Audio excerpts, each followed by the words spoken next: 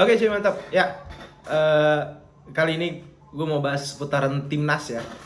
Jadi ada berita bahwa Michelle Baker ini belum pasti bakalan jadi pemain diaspora atau pemain naturalisasi kita. Kita tahu Michelle Baker ini salah satu pemain keturunan yang dimana sempat ada klarifikasi bahwa sedang dicari surat-suratnya. Apakah eh, masih bisa karena memang ada terbentur aturan FIFA, apakah masih belum bisa diverifikasi keturunan dari kakek neneknya Michelle Baker. Michelle Baker ini back kiri, bisa main di gelandang kiri juga atau di back tengah bisa. Hmm, dia itu umurnya masih 24 tahun dan which is good. Pernah bermain di Ajax, Young Ajax, PSG pernah, Leverkusen, Atalanta, dan sekarang dipinjamin ke Lille. Jadi ini masih jadi polemik untuk PSSI bakalan mendatangkan Michelle Baker. Tapi yang pasti Ridderwold dan Ole Romani kayaknya naturalisasinya bakal berbarengan. Jadi Ridderwold dan Ole Romani hampir 99% lah bakal membela timnas kita. Yang dimana kita butuh sosok seperti Ridderwold. Dia bisa bermain sebagai defensive midfield menemani Tom Haye, itu bakalan keren banget sih lini tengah kita. Yang dimana kita tahu di beberapa match sebelumnya Tom Haye cukup bekerja keras sekali. Dengan datangnya Ridderwold ini bakalan lebih meringankan beban Tom Haye ya. Dia lebih fokus ke distribusi bola dan Ridderwold bakal lebih gelandang petarungnya lah. Dan kabar terbaru juga Mads Hilgers masih cedera kayaknya. Dan ini masih belum bisa dipastikan apakah dia akan sembuh dan tersedia di bulan Maret untuk membantu timnas, karena kita tahu Mads Hilgers mungkin cuma 2 kali bermain dan itu pun ada sedikit-sedikit cedera ya. Kita nggak bisa apa ya istilahnya, Mads Hilgers ini kan salah satu pemain utamanya FC Twente, yang dimana FC Twente sekarang itu peringkat 4 atau peringkat 5 di era divisi, dan dengan intensitas yang cukup tinggi harus main di European League ya, dan juga di era divisi dan beberapa Copa lainnya. Ini bakalan jadi ya bener-bener Mads Hilgers bermain terus, jadi ya rentan sekali untuk cedera, dan kita harapkan semoga Mads Hilgers bisa membantu timnas kita, karena sosok seperti Mads, back yang cukup oke, bermain di kasta tertingginya Belanda, main di European League juga.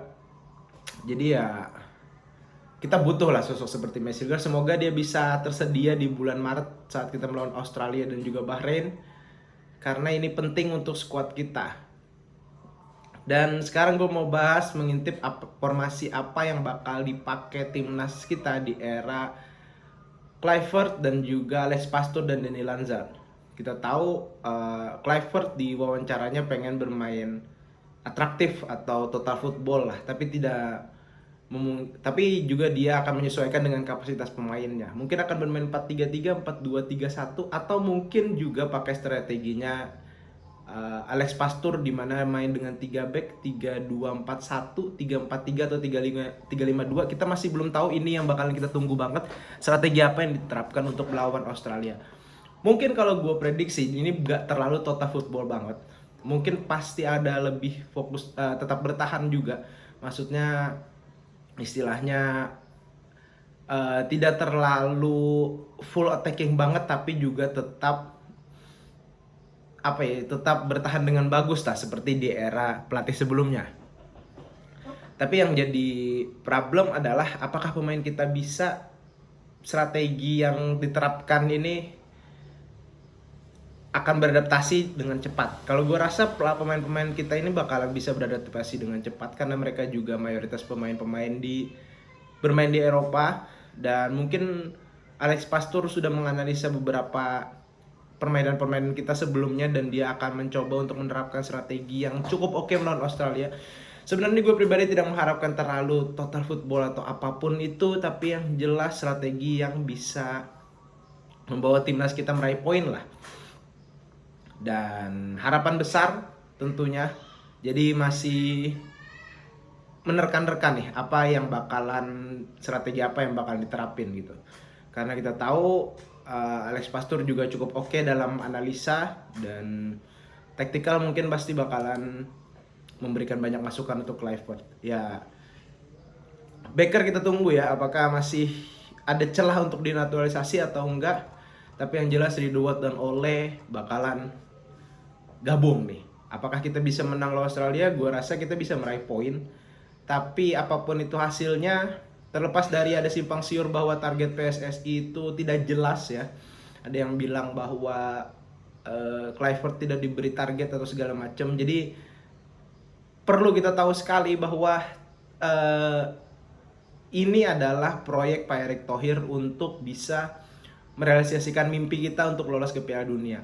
Terlepas dari itu, dia mengambil resiko mengganti satu pelatih dengan tim pelatih yang dimana harapannya cukup besar, dan kembali lagi ini gambling, tapi kita percaya kepada Pak Erick Thohir dengan strategi ya, apakah bisa bawa timnas kita lolos. Yang penting Pak Erick Thohir, gue salut, sudah usaha untuk membawa timnas kita lebih jauh lagi. Ini mengharapkan untuk bisa merealisasikan mimpi. Jadi terlepas dari apapun target yang diberikan, gue rasa itu nggak penting. Yang penting adalah usaha yang dilakukan Pak Erick Thohir, bahwa dia pengen merealisasikan mimpi kita untuk lolos Piala Dunia.